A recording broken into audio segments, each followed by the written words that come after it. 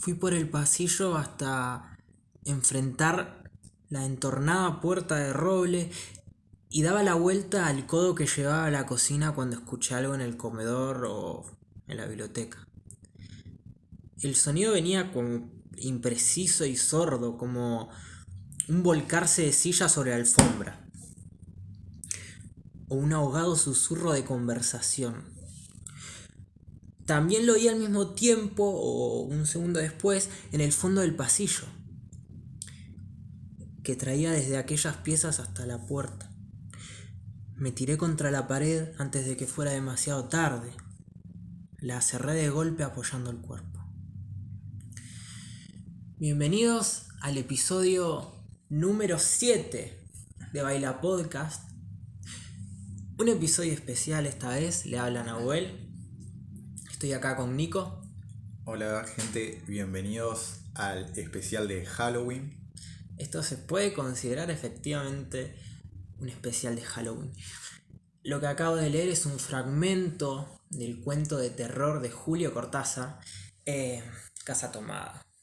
Que bueno, igual es bastante famoso dentro de las obras de Cortázar. Bueno, esto va a ser tremendo, porque es una temática oscura, rindiéndole honor al 31 de octubre. Aparte, me pareció que era como una temática muy rica, ¿no? Como que tiene mucho jugo. Sí, bastante. Bueno, principalmente vamos a hablar del terror. Ya los que nos estuvieron siguiendo en Instagram lo sabrán porque también estuvimos dejando sticker de preguntas y que haya un poco de relación como el podcast pasado. Que cabe recalcar que le fue bastante bien. Yo estoy súper contento con eso. Tuvo bastante buen recibimiento. Sí, le fue bastante bien la verdad y nada, nos pone súper contento también que participen. Re, re. Em, bueno, por esta vez me gustaría que empecemos como en los viejos tiempos con la definición de terror. Eh, Esto, bueno, puede que haya gente que no conozca. No, o no que no conozca, pero nosotros, o sea, o que no nos haya escuchado antes, nosotros antes solíamos empezar dando una definición muy simple en cuanto a la temática que íbamos a utilizar. En este caso es el terror, y copiándolo directamente, el terror sería... El terror es el miedo intenso, o persona o cosa que infunde ese miedo de manera intensa. Tremendo. Igual bastante simple. Sí, bastante simple para poner un poco en contexto simplemente de todo lo que va a ser, bueno, el podcast de hoy. Totalmente. Estamos bastante ambientados el podcast de hoy, estamos en una casa, cerramos todo, apagamos todas las luces y estamos con velas. Estamos con velas y sombras por Sí. todos lados. Me gusta igual. Claro. Es algo bastante esquizofrénico de nuestra parte, pero en cuanto a ambientación está bien. Y se siente un silencio potente. Claro, sí. Bien, ahora dimos definiciones de terror sacadas de Google, pero también le preguntamos, como la vez anterior en el que tuvimos un feedback con nuestro público por Instagram, esta vez de vuelta preguntamos a nuestro público qué les causaba terror, qué es lo que se los provocaba. Y hay otro fetiche. Igual que Sí. hubo un fetiche en el podcast pasado con tirarse en paracaídas. Hay uno nuevo. Hay uno nuevo. Me Sí. gusta que vayan saliendo. Va saliendo a luz los trapitos sucios de la gente. Contanos cuál es el nuevo. Bueno, el nuevo fetiche de este episodio, que lo comparto yo también, es el miedo a las ranas o a los sapos. Tremendo. Como terror. No sé si No sé si terror, al menos de mi parte, Mm, pero yo veo un sapo y mínimo a 2 metros quiero estar. ok. Pegas un saltito. No sé si salto, pero un desmayo. Eh, es curioso que bastante gente contestó Sí, sí. los sapos. De hecho, no pensé que le iban a contestar tantos. Eh, bien. También hubo gente que habló un poco de la ansiedad y del fracaso, ¿no? Sí. Como, como el miedo o el miedo intenso, ¿no? Porque en la pregunta pusimos textualmente terror. ¿A qué te depara el futuro? ¿A qué tan bien o qué tan mal te va a ir? Así, por ejemplo, yo me tiré de lleno a estudiar una carrera. ¿Qué pasa si me doy cuenta después que nada que ver? O me va muy mal y veo que me gusta, pero que siento que no llego a rendir lo que me pide, ¿no? Como, como una ansiedad para con el futuro y con lo que te pueda deparar, ¿no? Em, Yo creo que es de los miedos más comunes hoy en día. total, total. Principalmente porque si estás hablando de una carrera mínimo 3 4 años, lo estás haciendo. Entonces, ¿qué pasa si justo en el último año te das cuenta que no te gusta, sino como que no lo querés, no querés trabajar de eso, no querés vivir de eso? Es como que tenés que empezar de cero básicamente. Y Total. eso es algo vos crees que te lleva al fracaso. Es muy crudo todo lo que tiene que ver con el futuro. eh, y creo que muchas veces el miedo siempre, bueno, no sé si siempre, pero un buen factor que presencia el miedo es el que hay algo que no puedes controlar, ¿no? Claro. Como que no puedes controlar cómo vas a hacer 5 años después. O qué va a pasar si elijo esto. O qué va a pasar mañana. Claro. Bien, pasamos a la siguiente. Bien. Eh, Acá lo tengo yo. dale, ¿querés? ¿Lo digo yo o lo decís? Decilo, decilo. Bien. Vamos a leer textual una de las respuestas más largas para anotarlo, ¿no? Que dijo lo siguiente. Para mí el terror es como decir desesperación. Así que yo soy mucho de personificar mis miedos en monstruos. Por ejemplo, el suicidio y las enfermedades mentales. Una idea muy Lovecraftiana, ¿no? Sí. Se me hace como estos monstruos que te llevan como a esto, como por ejemplo la ansiedad viniendo del tema Claro, anterior. todo de tu cabeza. Exacto. Eh, Continúa diciendo, siento que son monstruos que me van a consumir la existencia y no van a dejar nada de mí. No me van a comer, me van a consumir. Y esto se relaciona mucho con lo que es el terror psicológico. Que bueno, el terror psicológico es un subgénero de la ficción terrorífica, ya sea Sí. literaria o cinematográfica, pero que centra su atención en los temores de los personajes, sus culpas, sus creencias y sus supersticiones. Hmm, Esto es mucho de lo que está hablando esta persona, de que personifica sus miedos. Como que esos miedos los vuelve monstruos. sí, Ella los vuelve algo y no simplemente un sentimiento o una sensación. total. Aprovechando esto que traes a colación, eh, siento que está bueno ahí para articular este terror, este miedo, en justamente lo que hace esta persona, ¿no? En representarlos. ¿No? En este caso, ella los representa como monstruos, Claro, como algo. como algo. Eh, Me gustaría articularlo con el arte, Claro. con el campo artístico. Hay, bueno, justo hablando del terror psicológico del que nombraste, hay muchos campos dentro del arte donde el terror está presente. Hay algunos más que otros, ¿no? Sí. Por ejemplo, yo creo que lo que se te viene primero a la mente es el cine. Obvio. Está lleno de películas de terror. Después está la literatura, por ejemplo, que bueno, justo empezamos Claro. con un cuento de terror de Cortázar. Pero también hay otros géneros, más marginales quizás. Sí, no sé si marginales, pero que sí están un poco de lado. Sí, como que, o sea, no marginales en cuanto a que no son conocidos Claro. o son excluidos, sino que se desconoce más dentro de la cultura popular de la presencia del terror en estos géneros. Uno sería la música, por ejemplo, y que es importantísimo.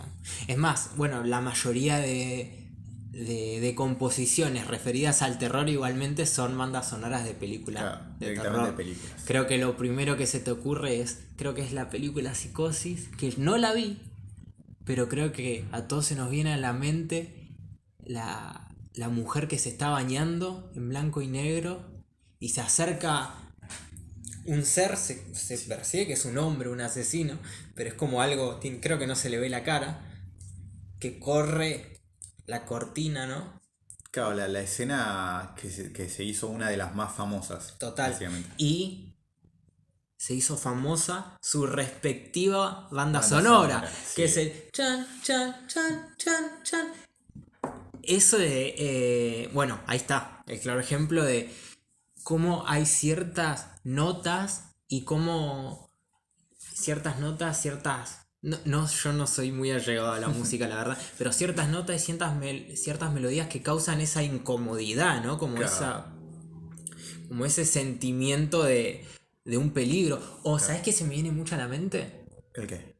Eh, de Spielberg es la película El tiburón, Creo que sí.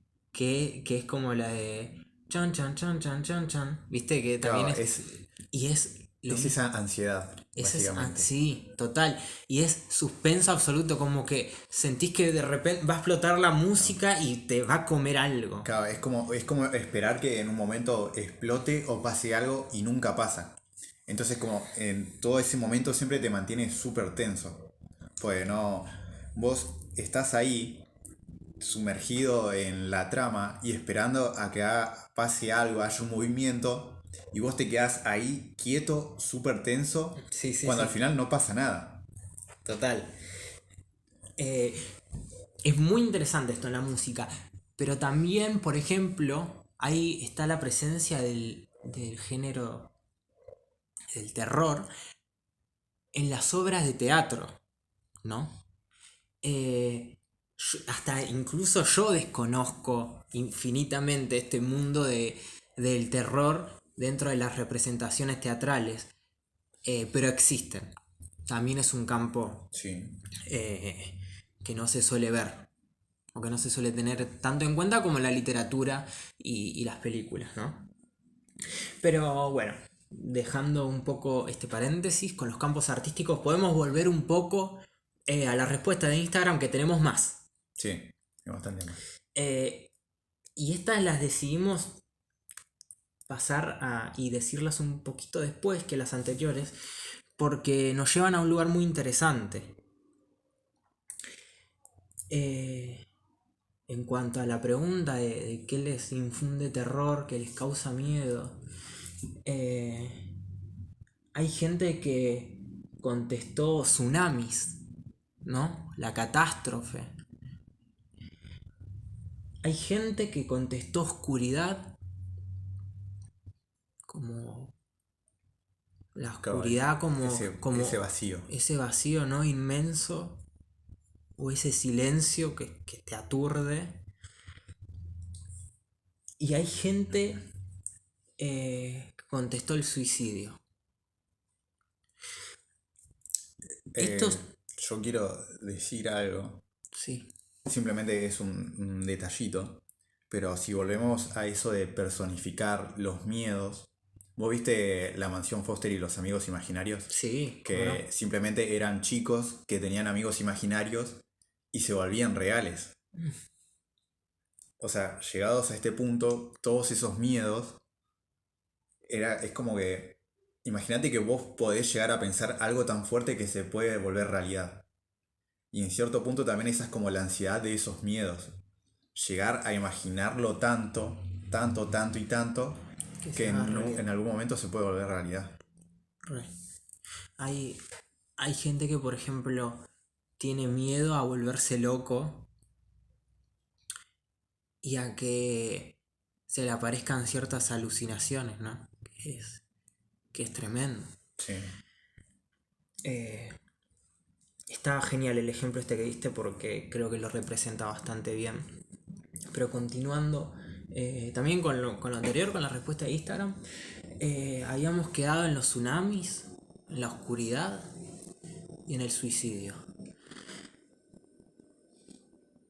Estos, estos tipos de miedo, ¿no? Estas respuestas van muy de la mano con un concepto que nos interesa explayar, especialmente en este podcast, y que creo que es una derivación muy interesante para hablar del terror y del miedo y salir de lo convencional.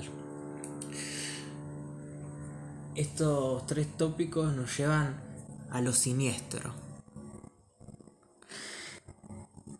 Me encanta, quiero decir, la palabra siniestro es como que tiene un peso fuerte ya. Claro, concuerdo. Al menos para mí es como... uf. Eh, Bien, lo siniestro se puede distinguir del miedo en cuanto a que no sería un monstruo como tal, sino que lo siniestro es algo que te vuelve insignificante. ¿Se entiende? Como que lo siniestro es esa oscuridad, justamente de la que hablamos antes, esa oscuridad absoluta que no te puede entrar en la cabeza. Tanta oscuridad que genera un vacío. Claro, ese vacío, eso inconmensurable, ¿viste? Que te revienta la cabeza, eso como algo gigante que te come. Eso sería lo siniestro. Un concepto, bueno, que ya lo trajimos a colación, pero algo bastante Lovecraftiano, como de un ser, ¿no? Que no puede ser lo grande que es. Tipo que causa impresión y miedo lo imponente y lo gigante y lo infinito que es. Para ligar un poco el término de lo siniestro con lo artístico, con el campo estético, quiero que contemos una pequeña historia. ¿Te parece? Dale, me parece. Eh, Historiográfica. Como no, una vez más, eh, nos vamos a remontar a los tiempos de la antigua Grecia, donde había un estándar de lo bello un poco distinto a lo de nosotros, ¿no? Y yo creo que bastante. Hmm. De hecho, no se decía que cuando, en esas épocas, cuando un bebé tenía una malformación, directamente no se decía como que no los querían, por así Sí, decirlo, porque no eran total. bellos. Claro. Eh, es muy interesante esto porque todo lo que se salga de una armonía en la antigua Grecia o en épocas grecorromanas también, que llegó hasta la época de los romanos y se extiende bastante más después, pero hay un lo bello, ¿no? Lo estético es lo armonioso. Claro, lo áureo. Claro, ese concepto es genial, la proporción áurea, ¿no? Sí, Eh, lo simétrico. lo simétrico, creo que hay estructuras, arquitecturas que los griegos construyen en torno a estas eh, a estas ecuaciones, a estas proporciones simétricas, proporcionadas, ¿no? Equilibradas. Equilibradas, claro. Incluso en los... ¿cómo se dice? En los relatos de su religión, ¿no? Donde está todo el panteón de los dioses. Dentro de su politeísmo, todos los relatos cuentan cómo alguien es castigado por pecar de irse a un extremo, ¿viste? Porque mucho de algo es malo, es feo, una anomalía, como vos decís con los bebés.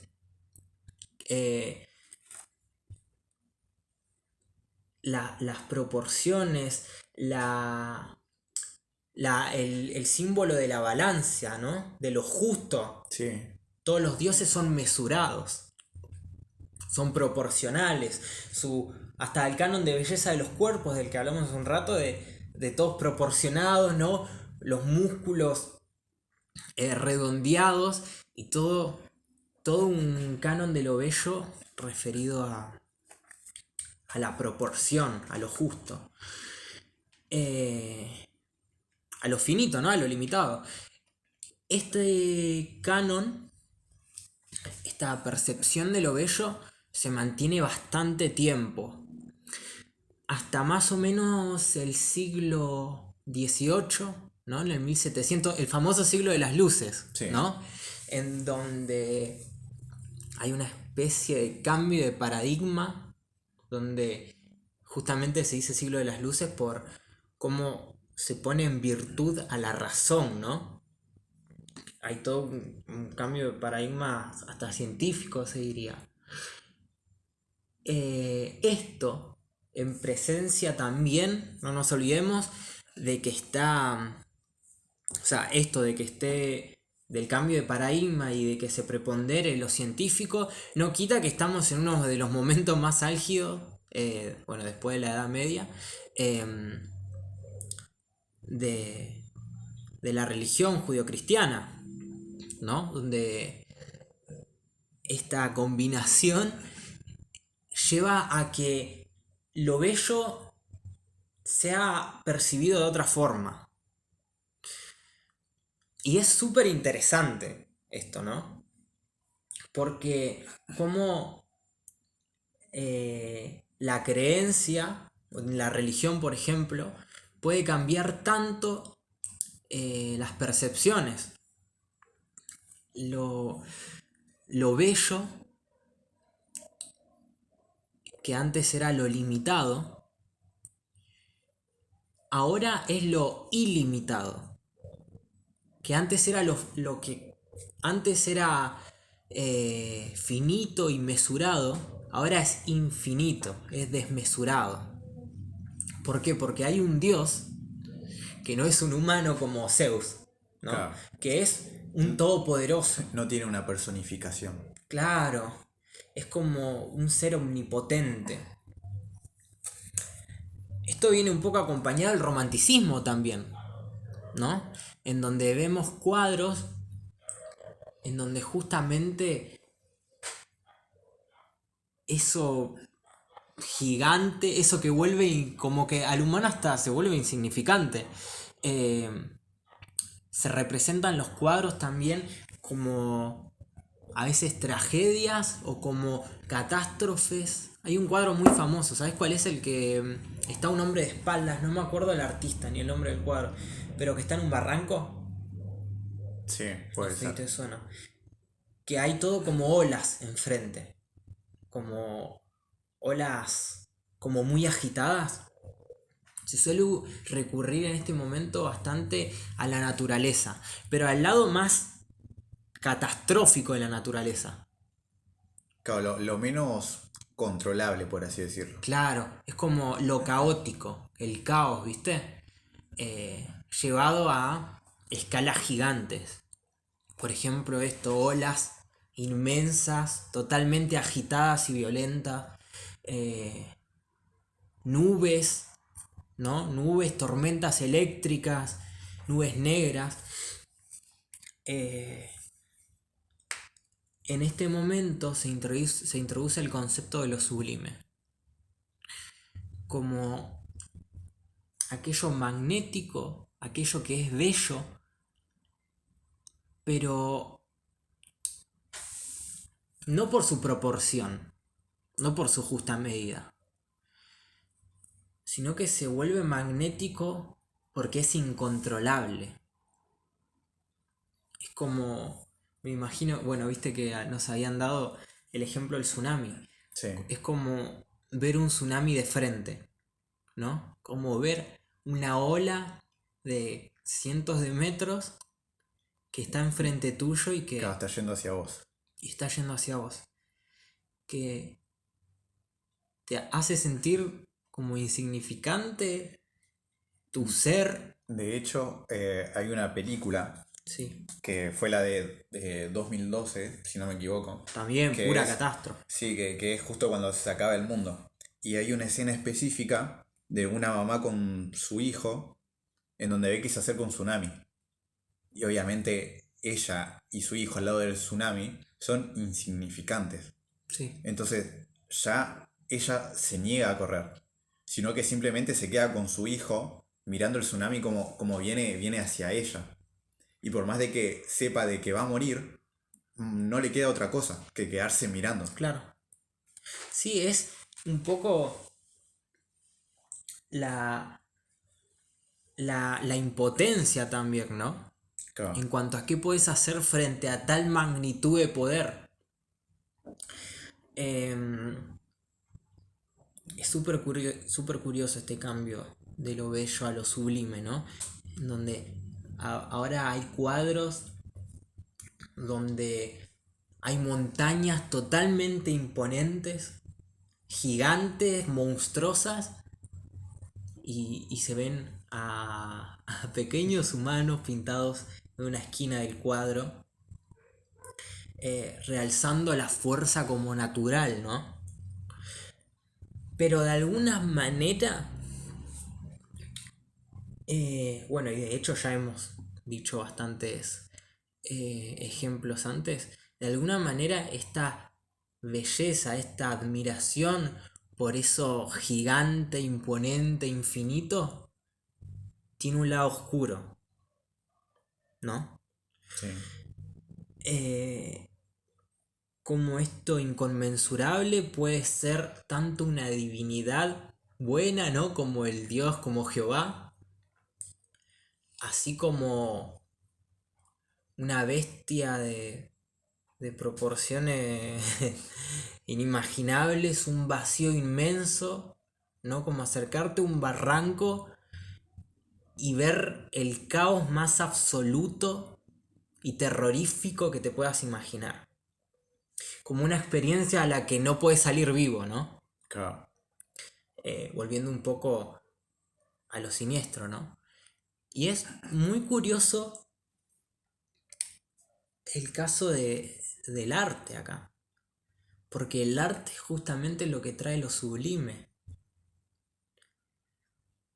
Eh, lo sublime, ¿no? En los cuadros, por ejemplo, se encarga de que vos puedas ver esa, ese poder absolutamente incontrolable a través de algo que te permite salvaguardar tu seguridad, ¿no? Eh, sabiendo que vos vas a estar bien. Al mismo tiempo llamándote la atención muy fuertemente, porque es esto de lo que hablamos antes, cómo tienen ese poder de magnetismo, ¿no? Claro, ya buscando la forma de que vos no seas simplemente el espectador del cuadro, sino que seas la persona del cuadro. Ya Total. que en lo que se busca no solo en el género de terror, sino en todas las películas, películas, libros o lo que sea, siempre se busca tener como una conexión entre la obra y la persona. Entonces ya no se busca simplemente que vos seas el espectador de esa obra, sino que vos seas parte de la obra. Total. La obra de alguna manera engulliéndote, ¿no? Como, Claro. como abrazándote para meterte dentro de, Claro, como de dijimos, algo siniestro. Claro. Que te absorbe, ¿no? Que yo creo que es como una cualidad, por ejemplo, de las alturas. Sí. Eh, Volvemos al ejemplo de acercarte a un barranco y ver el caos más terrorífico e inimaginable que, contradiciéndonos, te puedas imaginar. Cómo este vacío, este acercarte a un lugar muy alto, te absorbe de alguna manera. Claro. Hay una sensación, no sabes por qué, que te atrae Y te invita a saltar. y te invita. Justamente. Es increíble esto. Es muy loco, en realidad, si te pones a pensar. Yo a lo que quiero ir con todo esto es que lo siniestro, como esa divinidad pluripotente, esa oscuridad absoluta y asfixiante que hasta te puede ahogar con su mera presencia, ¿no? Que con su mirada puede penetrar y consumir hasta lo más profundo de tu alma, decidió usar un cuadro como ventana, para que al momento de acercarte lentamente te invada una sensación de admiración para con la bestia que te está mirando del otro lado y de insignificancia para con vos mismo. Señoras y señores, feliz noche de Halloween. Y la próxima vez que un cuadro los absorba y los invite a saltar, no se olviden de no mirar en lo más profundo.